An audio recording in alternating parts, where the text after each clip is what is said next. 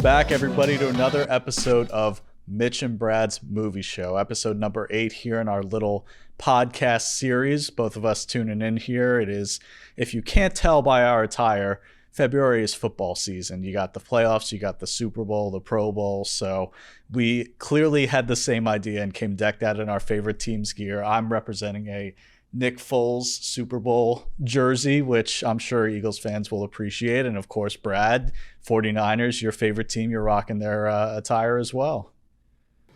Yeah, NFC champions from 2 years ago, and then they went on to lose the Super Bowl, but $4.99 off of fanatics.com, so I bought a bunch. So we'll talk about the game a little bit here because to break the fourth wall a little bit, we're filming this episode before the Super Bowl, even though this will debut about a week and a half after the game is over. So we don't know what happens yet, and we'll talk about the game here in a little bit, but this is a movie discussion show, so we'll get to that. But first, we want to open it by saying, of course, this is a big football-themed episode covering American Underdog and talking about some other sports pictures. So Brad, specifically, what is your favorite football movie? Because we're obviously talking football here today. Yeah, man. I think Any Given Sunday, that's the one I can watch over and over again. I like, because from all accounts, after that came out, everybody was like, that's how it kind of really is in the NFL. That's how people really are. But I guess it was too realistic, so the NFL wouldn't let them use any of their names or logos. That's why they're the Miami Sharks in it and everything. So, I mean, Oliver Stone, just great movie, one of the best sports speeches ever by Al Pacino. Game of Inches came from that, kind of, really, in my life at least. So I will say, again, as I always say, part of why I like doing the show is because I get all these good movie recommendations for you. It's stuff that I haven't seen that I know of that I kind of slips my mind a little bit. So I will say I have not seen it. I know you're a big fan of that one, and I've seen bits and pieces here and there, kind of reruns on TV, but I promise I will add it to my never-ending list of specific movies that I want to see. So I will get to it at some point, but from what I can tell and from what I can hear from you, it's definitely a good one. That it's a great Al Pacino performance. It's a great football movie that really portrays the sport well. So I will check it out at some point here. I'll also say not just Al Pacino, man, but like Cameron Diaz, she's more known as a comedic actress and stuff. She's phenomenal in this movie, and it's a straight up dramatic performance. So yeah, good. Check it out. So I will say with mine, it's definitely a little bit different. And it's actually one that, of course, wearing the attire that I am, I think I might be run out of town if I didn't pick this one anyway. So, but I will say my favorite football movie, and it was close, but my favorite American football movie is Invincible, featuring Mark Wahlberg, among others, because obviously it's what you want at a core of a sports movie. It's this, against all odds, 1,000,000-to-1 shot kind of look and feel story about a guy who has a dream, making it big in sports. And it's a great movie. It's a great story. It's, of course, based on a true story, as most of these kind of ones are. And, of course, it features my hometown Philadelphia Eagles as the team that kind of brings this 1-in-a-million shot guy on board. So, I mean, I kind of had to pick it, but I still do really like the movie too. I love Invincible, and I may talk about it a little bit more later because Invincible to me was what American Underdog should have resembled more. Yeah, and we'll get to that here kind of at the tail end of the episode, our spoiler review of American Underdog, a biopic about Kurt Warner. But yeah, I get what you're saying, and we'll talk about that more a little bit later. But yeah, I think Invincible does this really right. This guy who, has a dream and makes it happen kind of sports story, these, you're never going to be able to do it. And, of course he does it by the end. So it just, it does that really well. And I will say it was really close for me between this and Friday Night Lights. The movie, of course, for all the fans who love the TV show, that's great. It's just not what I'm looking for in my Friday Night Lights property. I really liked the kind of gritty approach the movie took, and really just the, hard fought and, bloodshed kind of look and feel that that one had. And, the show was more of kind of a sports drama. And look, to each their own. I'm sure it had some really good moments. I just couldn't really get into it when I tried to watch it back in the day. So I will say it was really close, but Invincible for me kind of eked out Friday Night Lights. I'd agree with that. I've never seen the show of Friday Night Lights, but the movie I very much enjoy. And I enjoy it because, as a film nerd, it's Peter Berg directed it. And that was one of the first movies where I noticed Peter Berg's patented over-the-shoulder shot that he does, which really adds kind of that gritty look to his movies. He just does. If watch any Peter Berg movie, and I won't list them, you'll know Peter Berg, but he does this over-the-shoulder shot that's like real close up on the shoulder with not much distance, not much separation there, and it's a handheld shot, and it's a Peter Berg original shot every movie he makes, except for Battleship, because that ain't a real Peter Berg movie. But the guy, I really like Peter Berg's directing, is what that boils down to. And I will say, for people who are big fans of reading or who are just fans of adaptations that have been made into movies, Friday Night Lights, the movie, is actually an adaptation of a novel from, I believe it's either the late 80s or the early 90s. So if you're a fan of reading the source material for this kind of thing, definitely go read it, because I actually did read it in high school, and it is a really good book, a really good novel that kind of captures the first person perspective of some of the players in the movie. So I would recommend checking out the book as well to go along with this if you want to make it a double feature with the movie and the book. There you go. I'm not a big reader. I didn't learn how to read until probably college, but the movie's good. So with our opening discussion out of the way, we're going to get into our main discussion segment of the episode here today, and that is talking pictures about sports movies. So let's get into it.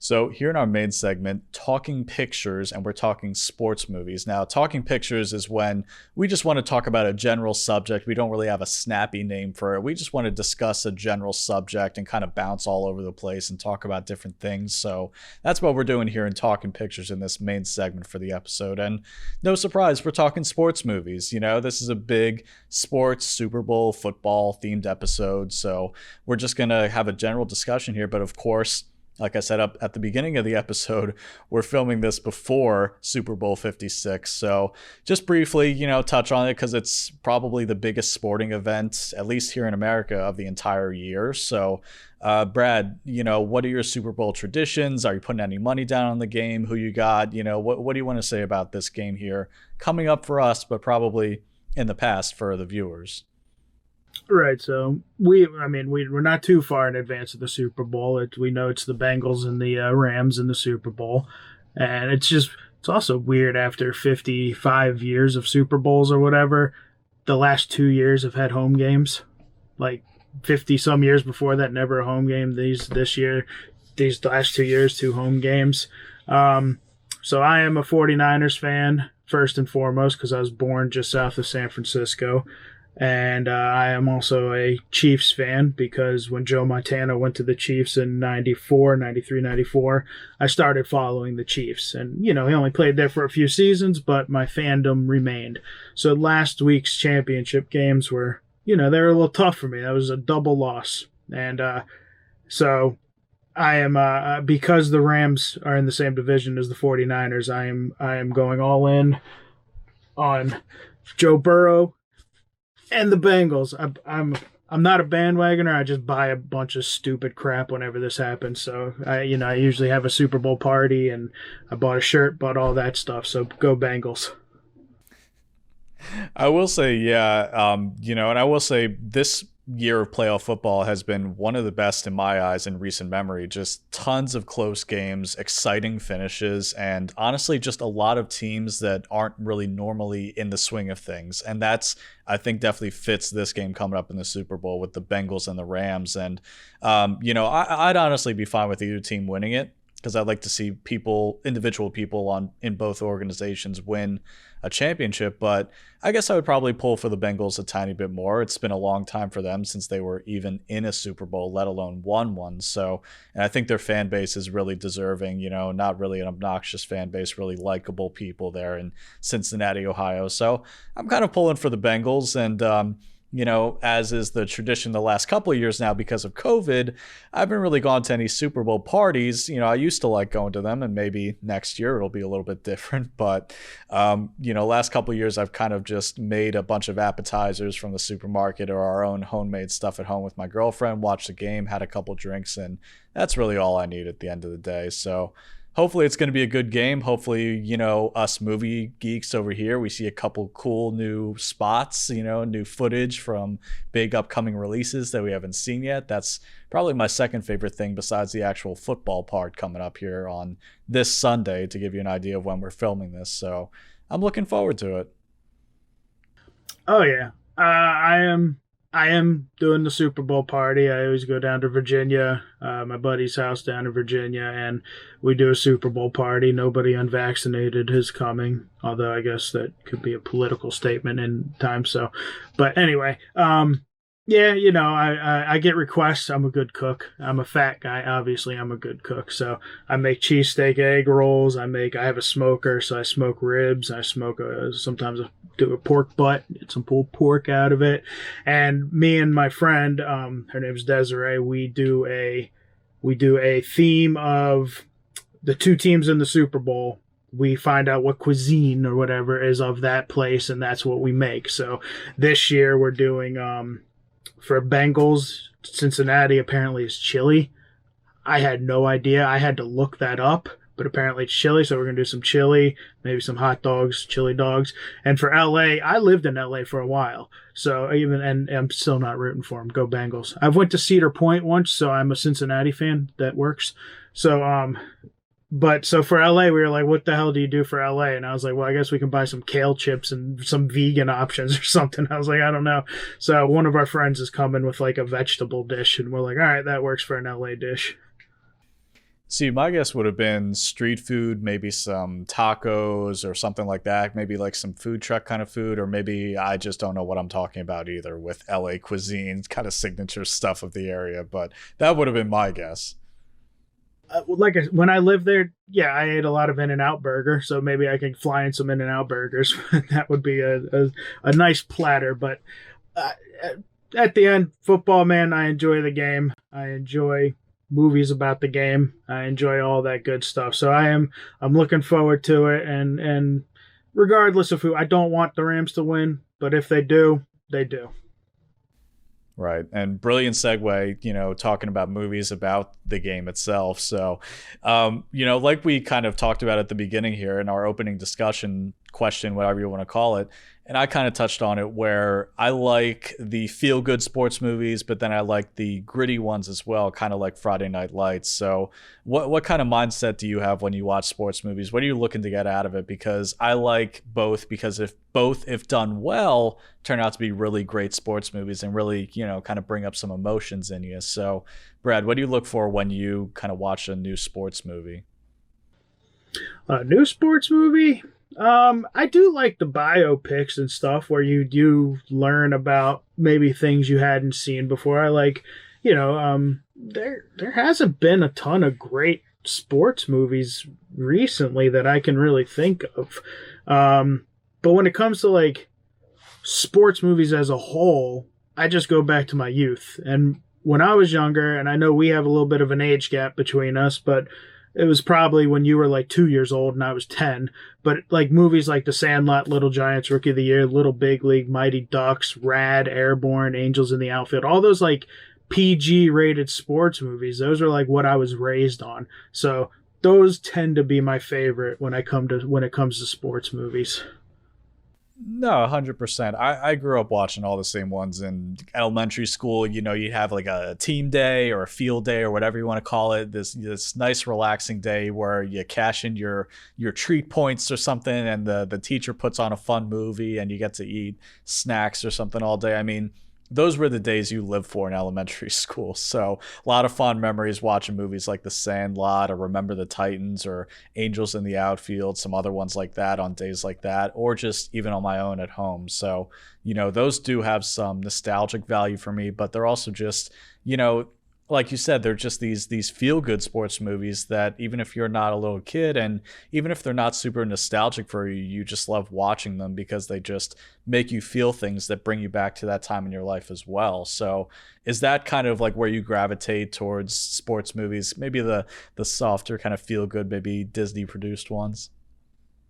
I do, man. I mean, you hit the nail on the head when it takes you back to that time of your life, man, that young time. I mean, yeah, Sandlot takes place in the 50s, but it's like it reminds me of my childhood in the 90s. Little Giants is a more contemporary one, but it's just I just remember watching those movies with my friends, with my parents, with my brother, stuff like that. And so I really enjoy them. And it's not just those types of sports. I also like the ones I really enjoy are X game type movies. I don't know if you consider those sports movies. Maybe do you like skateboarding movies, snowboarding, surfing? Would you put those in a sports movie category?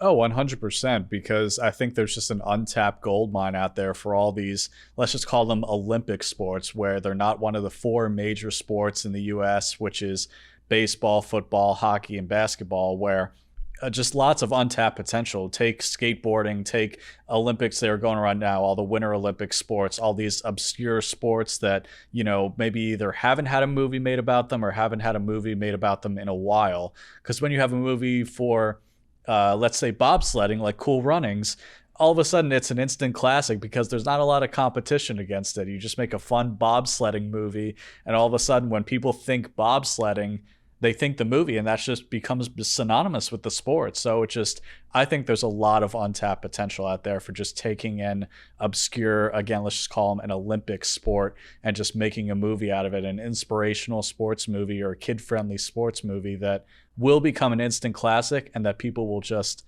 associate with that sport from now on. That's actually genius. Like, I think after we finish recording this, we should have a pitch meeting for our curling movie. I mean, I wouldn't put it past Disney to just say, hey, you know what? Has anyone ever made a curling movie? Like, no, let's find an inspirational story about an Olympic athlete who got there after some kind of tragedy, and let's just make that into a movie starring John Hamm. It's like, there you go. That's $1 million idea right there. So I say John Hamm because I think off the top of my head, I think they made a cricket movie starring him or something that just, anyway, I digress. But yeah, no. Yeah, look, I got to give them props for that commercial. It's creative marketing, but I still think all commercials are somewhat annoying. But we're getting off track here. So I will say, yeah, you got to love the soft, feel-good sports movies. But I also do like when they make those hard-fought, really, gritty, sometimes bloody sports movies, especially if we're talking to contact sports. So I'm always up for those as well. And, you said at the beginning of this segment that, hey, a new sports movie, I can't really think of any recent good ones off the top of my head. Well, that's just because we hold the classics in such high regard. It's really hard to measure up to these ones that we've watched over and over that we grew up with, and they're still making modern sports movies. It's just really hard to top the ones that we've seen a million times. Without a doubt. And as I said at the top, my favorite kind of football movie and probably sports movie overall, maybe, I don't know, is Any Given Sunday, which is about as gritty as you can get and bloody. And I mean, the director's cut of that movie shows a guy's eye popping out of his socket when he gets tackled in the end zone. So that is a gritty, bloody, awesome movie. But like, I'm trying to think like what other, like, oh, do you know, like, what are some of your, like, gritty movies that you're kind of going through your head? Well, I will say you seem like football is maybe your favorite sport to watch movies about, these, sports movies based on true stories, whatever they may be. And I will say my favorite sport to watch movies about is baseball. Because there's so many, you can do so many different things with it. And we've had so many great baseball movies out there. And yeah, there are some softer kind of feel-good ones, like we talked about The Sandlot and Angels in the Outfield. And I would say even Field of Dreams is, kind of like a feel-good sports movie. But terms of let's say a gritty baseball movie, you have Moneyball, you have The Natural certainly has some dark moments. You have 61, which is maybe a little bit of an unknown baseball movie, which is the story about a Yankee breaking Babe Ruth's single season home run record that gets pretty dark in a couple of parts. So again, I like both sides of the coin there, but there are plenty of, if you look hard enough, kind of these gritty sports movies as well in any sport out there. Yeah, I think 61 was directed by Billy Crystal. I think it's a Billy Crystal movie. It was Billy Crystal, big baseball fan, big Yankee fan, and of course, he was a big part of that, putting that to screen as well. So I will recommend 61 if you're a sports movie, baseball movie fan, whatever. If you haven't heard of it or you have but haven't seen it yet, I would definitely recommend it. Yeah, it's an HBO movie, so if you have HBO Max, it's probably on there. I think I do love football movies because I like football, the sport, best. But I do agree with you. Baseball movies, I think, through the years have been more consistently good. If you have, like, in terms of comedy, I guess baseball's ripe for comedy because, rife for comedy because, like, Major League 1 and 2 are, I think, for me, I like 2 better. And, it's not just because I'm not in it, but I was there when they filmed it at Oriole Park. Like, I remember it's sixth grade, second grade, third. I don't remember what grade I was in, but they handed out sheets saying, come on down to Oriole Park for shooting Major League 2. And so me, my dad, and my brother all went out to the park and watched. And I'll be honest, Charlie Sheen my memory of him was awesome. He went around signing everybody's gloves and everything. So, I mean, Charlie Sheen, for as much internet, whatever he gets, he was a great dude to a massive crowd of extras, really. But to your point, baseball movies have been consistent over the years. They've been great. And I think that's the heart of it right there is that baseball as a sport is just, it ties us to America. It just ties us to nostalgia and all these feelings from childhood or with our relatives or friends or just going down to a game on summer nights. And it just, it's just a string of emotions. And it just, like you just mentioned, having a memory associated with Major League 2, we all have memories associated with movies. And I think sports movies especially kind of hit hardest where we maybe even remember some of those memories even more because of the nostalgic or feel good tones of these movies. So I think, there's definitely an emotionality to it. So baseball for me, it's just, like they say in Moneyball, it's hard not to be romantic about baseball because I just love the game. I love the history tied to it. And it just, I love movies that capture the spirit of the game and how it affects people really well. I agree. And I guess if you want to pull back our curtain a little bit more, that is how Mitch and I met. We were both employed for the Baltimore Orioles Double-A team. And he was actually my boss, kind of. He was a cool boss, though, because I wouldn't listen to him even if he tried to tell me what to do. But we bonded over baseball, really, because that's how we met. Yeah, it brings people together, and it's just like, of course, like I said, there are plenty of other sports out there. We're reminiscing here about baseball movies, but again, I said that I think there's an untapped gold mine if you just tackle all these obscure sports and just find a really good story from somewhere and put it to the screen. And I think people would go for it. So they're still making sports movies, even if maybe we don't notice them because, again, we just hold the classics so high, but they're still making them. It's to your point that you have in your little notes over here on our little cheat sheets we do. King Richard is a sports movie. It's an excellent point that you have in there, which is and a couple years ago there was a tennis movie called Battle of the Sexes about Billie Jean King. So I guess, it was a little, I have to see them in front of my face before I remember them, but there have been a couple really good tennis movies recently. King Richard was excellent. I don't know if you saw it yet, but it is an excellent movie. No, I did. King Richard was really good. And I think we both got a chance to actually see that a little bit early before it came out. We got a chance to see it in theaters. And I'm saying it right now. And I said it right after I saw the movie too. But Will Smith, if he doesn't win, I think is definitely going to be nominated for Best Actor for an Oscar for that movie. But sometimes you have movies like King Richard that are either dramas masquerading as sports movies or vice versa, where maybe the game is, the sport is at the center of the movie, or maybe it's not. Maybe it's kind of disguised as something else, where King Richard, I would argue, is really a biopic, a drama, that the sport of tennis was just kind of like a vehicle to kind of get you from one point to the next in the story in the movie, where obviously there are other tennis movies out there where the game, the sport, it's the central conflict. It's the thing that the focus of the movie is on. So I like it when it's kind of played both ways like this, where it's either a different genre of film disguised as a sports movie, or it's a sports movie that's disguised as another genre, if that makes sense. I love when they kind of play around with that sort of thing. So cut back to like movies that kind of like I don't know if you saw a couple years ago. Like I said, I really like the X game skateboard type movie. Again, I grew up on those. Like, I don't know if you ever saw this movie called Rad about BMX racing from the 80s. It's got Lori Loughlin in it and some other people, but she's like the big name in it. And it's just BMX movie. I grew up on it. And then in 1994, there was a movie called Airborne that came out about, okay, you know Airborne? Have you seen Airborne?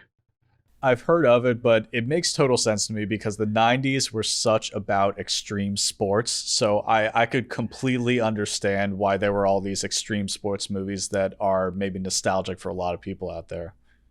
Oh, yeah. But even recently, I don't know if you saw Jonah Hill's directorial debut mid-90s, which was a great movie about like youth growing up, but it was the backdrop of skateboards, of skateboarders. And it was an excellent, like he's if he takes up directing some more, he's a pretty solid director, man. I mean, he's worked with some of the greats, so how can you not be? Yeah, I think so. And I think, to kind of brilliantly segue into our review here, I think another untapped potential for sports movies are biopics. And granted, there are plenty of them out there, but there's really an unlimited supply. If you just find someone who has a good story, who had success in a sport that people might know their name at home, or even if they don't know their name at home, there's just an unlimited potential for you could just make biopics for the rest of time for sports movies and you'd still have plenty to go. So that's again another gold mine that I think if you just pick anyone who has a somewhat inspirational story out there who maybe people know at home, it's just that you could just make as many as you want just from that. Oh yeah, dude, there are so many. I mean, just you watch the documentaries kind of going on right now for the Winter Olympics and like Michaela Schifrin and back in a couple years ago, 4 years ago, Lindsey Vonn and all that stuff. I'm sure people would love to see how the dedication and the stuff it takes for these people, because I think a lot of us watch the Olympics and we're just like, oh, look at them do it. But like I follow like Michaela Schifrin on Instagram, so like I see all of her posts and everything of every day how she works out for that stuff. So like you said, dude, there's so many athletes out there that could make great biopics, and I'm sure we will see some coming out because it's untapped. I'm not sure about Untapped because as we get into our review here of American Underdog, we definitely have a lot of them, but still a lot of them to go to be sure. So without further ado, let's get into our review of new release movie American Underdog, biopic about NFL quarterback Kurt Warner.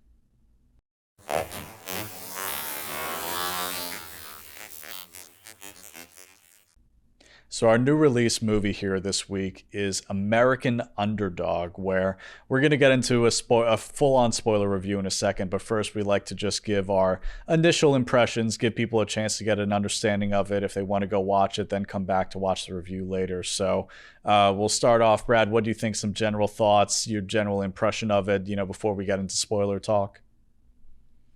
I thought this one was like the very definition of mediocre. It was okay. I watched it. I didn't hate it when I watched it. I will probably never watch it again. It'll be one of the few I don't buy, and that kind of says something. I mean, that's fair.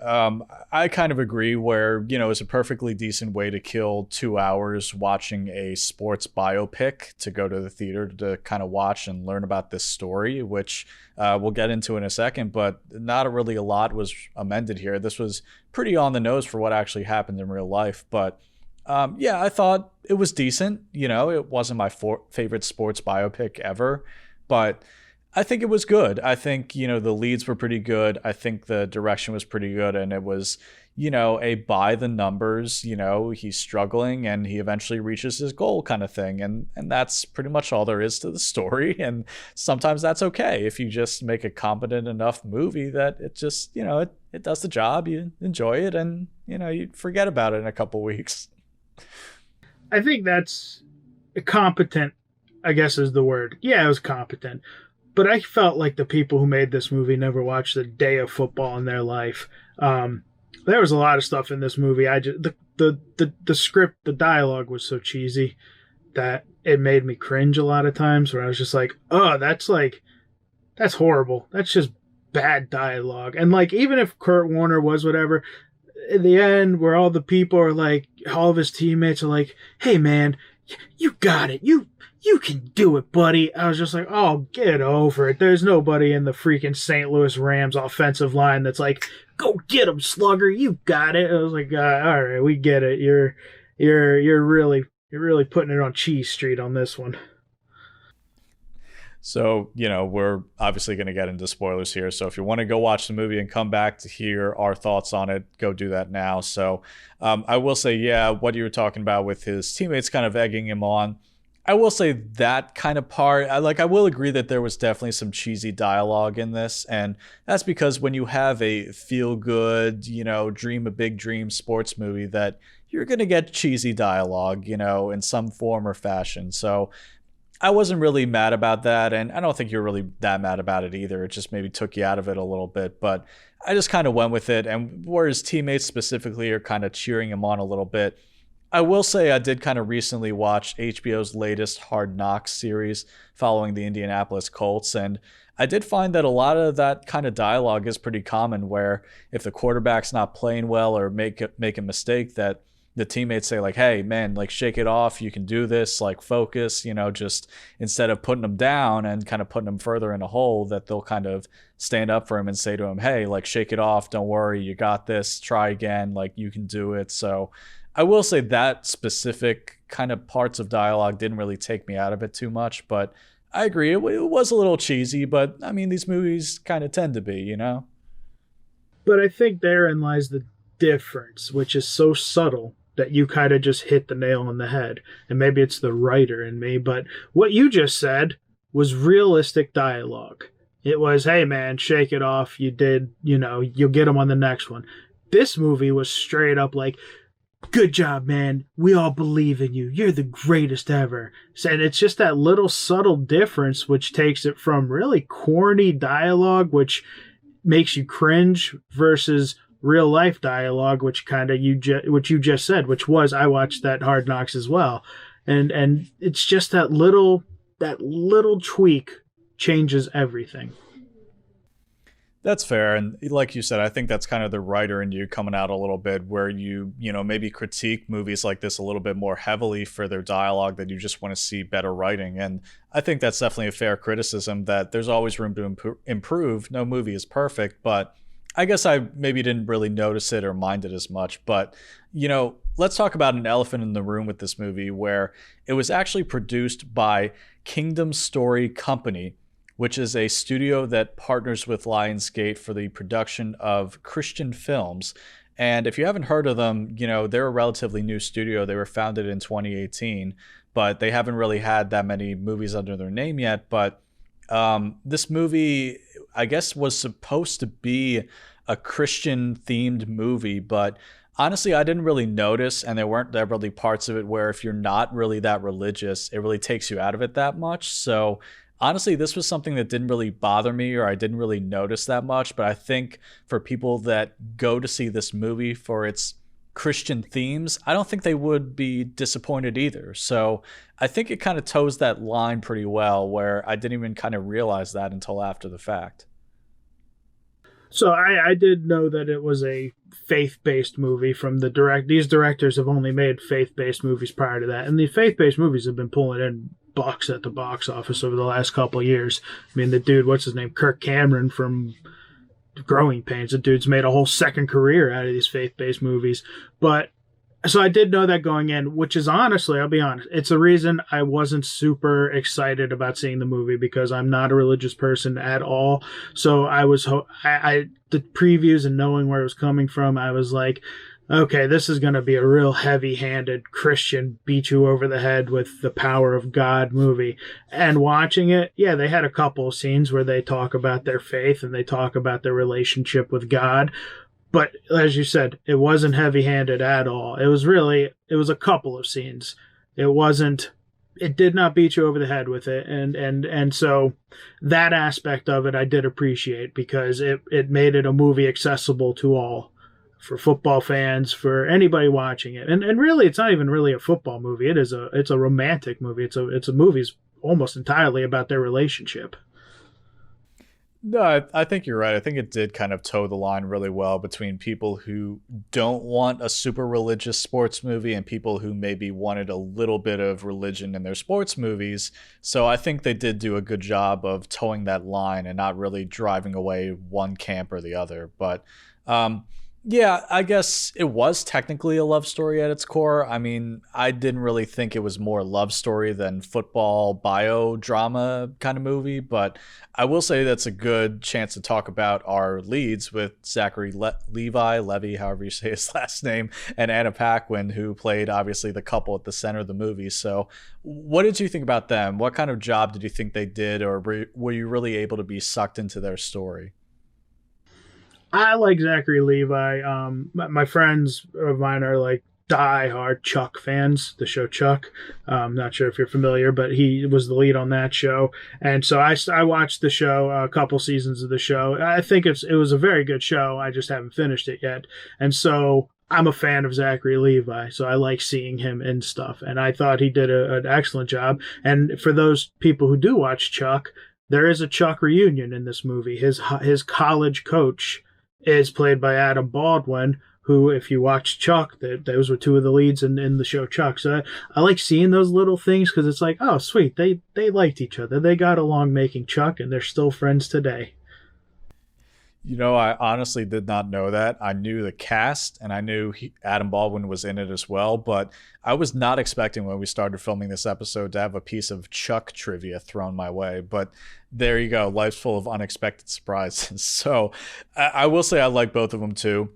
I think Zachary Levi in particular did a pretty good job. Again, I'm not friends with Kurt Warner, so I don't really know how well he nailed his personality, but I will say that Kurt Warner was a consultant on this movie. He was a producer, so he was very involved with this, and he said at least that Zachary got it really right, so I'm just going to trust his word. And yeah, I thought his performance was good, and you know, I think they sold him being a football athlete well enough where it's like, you know, you can tell maybe when it's not him throwing the ball or him, you know, doing some of the stunts. But I think they did that pretty well with the stunt work. But Anna Paquin as well, you know, I don't really see that much stuff these days that she's in. Of course, I know her from some of her earlier works with True Blood or, of course, the X-Men series. But I think she did a really good job in this as well, as this kind of guarded mom and, you know, this military vet who's a big family person that didn't want to really be taken advantage of. So I think she did a really good job as well. Well, even earlier than that, I believe, I might be making this up. I was trying to look it up real quick, but I didn't get to it. I believe she's the youngest Academy Award winner ever.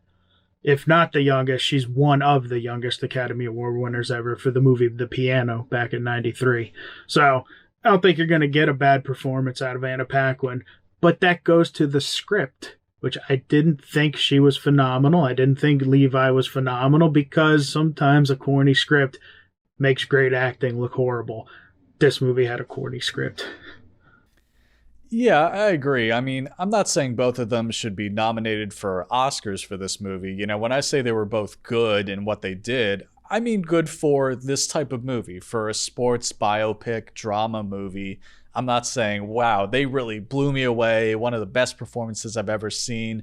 You know, they were good for this atmosphere, for what they were in. Yeah, I mean, yeah. As a Chuck person or person who likes Zachary Levi, and obviously we're both Shazam fans, so we like Zachary Levi and Anna Paquin. I mean, if you're an X-Men fan, they made a whole DVD of the road cut because they wanted to get Anna Paquin back in those movies. So you're not going to get, and the supporting cast around there, Dennis Quaid. I am a huge Dennis Quaid fan. The actor who played the offensive coordinator for the Rams, I thought was excellent. He sold it, being a real kind of a-hole to Warner when he first got to the Rams. So the acting was really solid, and I will say, I liked the story of Kurt Warner, which is, I really liked seeing the story of a guy. You think of athletes as, oh, they come out of college, they come out of high school, and then they're millionaires immediately. So I really do like the story of this guy who comes out of college, thinks he's getting it with the Packers, doesn't get it. And that was a scene I actually really liked in that movie, which was obviously based on a true story, which was Warner, the Packers coach wanted to put him in for the practice, and he said, "Oh, I'm not ready." And then he got cut. And I thought that was a good character beat to show, like, and it's obviously something he learned from later in life, which was, even if you're not ready, get in there and do it. So I like those little scenes like that were really solid, and showing that he worked at the Hy-Vee, I think it was called, the grocery store or whatever, and showing the motivation for his almost entire life was, it was football, but it was family. It really was a 50-50 mix for him. And I as a story goes, I thought it was an excellent story. I like the story of Kurt Warner. Yeah, no, I think his story just makes for a good story. Like, you can't, write this stuff. He was bagging groceries. He was walking through blizzards to try to get gas for his family when the car ran out. It just, most of this stuff, a lot of what you see in American Underdog is based on real events. They didn't really fudge that many things between real life and what you saw in the movie. Just a couple little things about when exactly he did his first NFL game, or just really kind of small things that they just tweaked a tiny bit to make it for a more compelling narrative, about that big step into the NFL, about when he started. But I will say a lot of this stuff is really based on real events. And I will say just one more cast member I wanted to highlight, because, the supporting cast I thought was pretty good in this as well. None of them are really in it for too long. Obviously, the focus is on the couple at the center, but I do want to highlight actor Hayden Zoller, who portrayed Zach Warner, his adopted son in the movie, who was blind, who I looked it up. Indeed, Hayden Zoller, who played the adopted son, is indeed blind and was, a kid at the time of filming, and is still a kid. But, how far ago they filmed this, I'm not exactly sure. But, I just want to give them credit for that, for using someone who is actually blind in real life to put him in the movie and give him a part like that and really shine the spotlight on that. So it's like when a Quiet Place used an actual deaf actress in the role to portray someone who was deaf instead of someone who was faking it. And, there's nothing wrong with doing that either for the sake of making a good movie. But I just want to really give them props for that, and really giving this young man a chance to really act in this movie.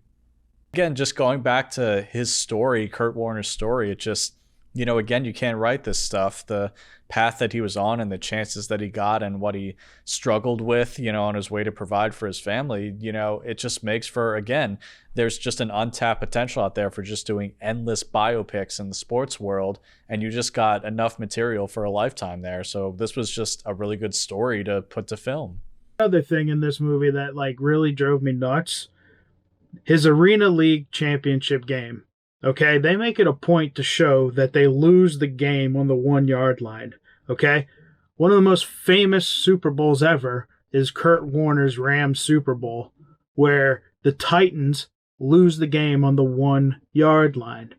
If they set that up in the beginning, I thought for sure the whole reason for that scene in the movie was to be paid off later when the Titans lose Kurt Warner wins the Super Bowl by the Titans not getting in the end zone on the 1 yard line. How could they biff that? How could they not put that in there to have that tie in? It made no sense to me. Probably cut for time. They just didn't really have enough movie to put that all in. So I will say, again, this kind of deals with what we talked about on a previous episode, where you're writing the movie in your head a little bit. So I think, expecting that maybe kind of in hindsight ruined some enjoyment of the movie. So maybe next time just, try to just accept what's presented to you. But like, I just, again, kind of rolled with that and, saw what they presented in the arena championship. And that is based on real life as well, where there was a game that he lost. And off the top of my head, I can't remember if it was the arena championship or not, where he lost a game kind of on a play like that at the 1 yard line. So again, I will pat them on the back a little bit for historical accuracy. Sometimes a lot more liberties are taken with movies like this to make for a good movie. So I will give them that they, did that detail and really kind of painstakingly recreated his story. Yeah, I guess we'll have to agree to disagree on that one. They clearly knew what they were doing with that one. I mean, that is one of the most famous football. It's one of the what people consider to be one of the top 5 Super Bowls ever. It's one of the most famous endings in Super Bowl history. So to set it up the way they did and to not knock down those pins in the end, I can't get past me writing that in my head. That was clearly them setting it up and not following through with it. That encompasses why I said in the beginning, I don't think these people watch football. They were interested in telling the human story and the Christian kind of story of it, but they weren't people who watch football, because they had their pins lined up and they could have rolled a strike, and they gutter balled it. Sports analogy. I'm having flashbacks to Brad's rants on the ending to Scream a couple episodes ago. So I will say, I guess I didn't mind it as much. I will say towards the end of the movie, where they start to blend the footage that they obviously shot for the movie with real life footage of him playing, I did appreciate that, because in a lot of these types of movies, you don't get to see the real life person or them in action until the very end of the movie. You get the entire movie, and then you get some text and some clips mixed in at the very end, right before the credits. So again, I will give this movie credit for that, where I really like that a lot more, where even if it's towards the end, they don't really do it the whole time, that they blend the footage in from real life with what's going on in the movie. So I will give them credit for that, because, you really like to see them having success at the place that they got to. Like, I know Kurt Warner from his NFL days and remember watching him play, and I'd like to see him have some more success at that level, but that's not really what biopics are about. It's about the journey, not the destination. So I was fine with that. It's just, I liked how they at least did blend some of that together instead of just putting it all in at the credits. Yeah, I like the way they. I like. I've seen some other movies to kind of do that, where they, if it's a long shot, they'll put in the real life footage. Or I think JFK does that. I think, and movies of that nature have done kind of that mixing of the real life versus the Hollywood shot version. So I do like seeing that. Because it's cool to see the actual stuff. It's cool to see not the reimagining of it or whatever, to see like, and that's kind of why when you got to the end and they show the footage of Kurt Warner with his getting inducted into the Hall of Fame, and he talks, his Hall of Fame speech is very religious. Actually, he talks about God and all that stuff in his speech, and it made the preceding movie seem all the more real, because you got to see the real footage of him and how his faith truly played a role in his who he is, his life, everything. So, in kind of wrapping up this review here, I think there are two different camps of people who might like or not like this movie. So I'll ask you first, would you recommend this to people who are sports movie fans? And then second, would you recommend this movie to people who are just general movie fans, just casual movie fans, something to go see in the theater? I'm going to have to say no on both counts. If you're a sports fan, there are better sports movies out there. I guess this is what we would call a Sunday afternoon type movie, where if you're looking for a new sports movie to watch, if you have the time and you're just like, look, I just want to watch something new. All right, throw this on. Not a horrible way to kill 2 hours, but at the end you'll probably have the same opinion we had. It's okay. So not a hard recommend for me now. I agree for the most part. I will at least say I could probably recommend this to sports movie fans because, again, it doesn't really do anything super original. It's kind of by the numbers, but if you're looking for an inspirational biopic about a guy who comes from nothing and ends up living his sports dream, then I think sports movie fans could enjoy it. Are there better ones out there? Of course, but if you want to go see this while it's in theaters, I guess I could recommend it to sports fans. I'm not sure if I could recommend it to casual movie fans. I think there's other stuff playing out there that if they were debating about what to use a ticket on or something on a Sunday or Saturday afternoon going out to the movies, I would probably say go see something else. But again, it's not a horrible movie. It's just, maybe a little bit of a hard sell to recommend to people. Yeah, and I think to bring it back to the beginning, your favorite movie, this movie has kind of been done before, and it was done with Invincible, and Invincible for me is a far better underdog story. So thank you to everybody for watching, listening this week. Another new episode of Mitch and Brad's Movie Show where we're talking sports movies. We're talking American Underdog. So let us know in the comments if you're watching this on YouTube what you thought about it if you saw it. What are some of your favorite sports movies? Are there any that we should check out? So feel free to definitely let us know and engage with us over there. And obviously for anyone listening as well on the various audio platforms that we're on, thank you as well. So we can't thank everyone enough for tuning in, and we're going to be back again, of course, next week with a new episode.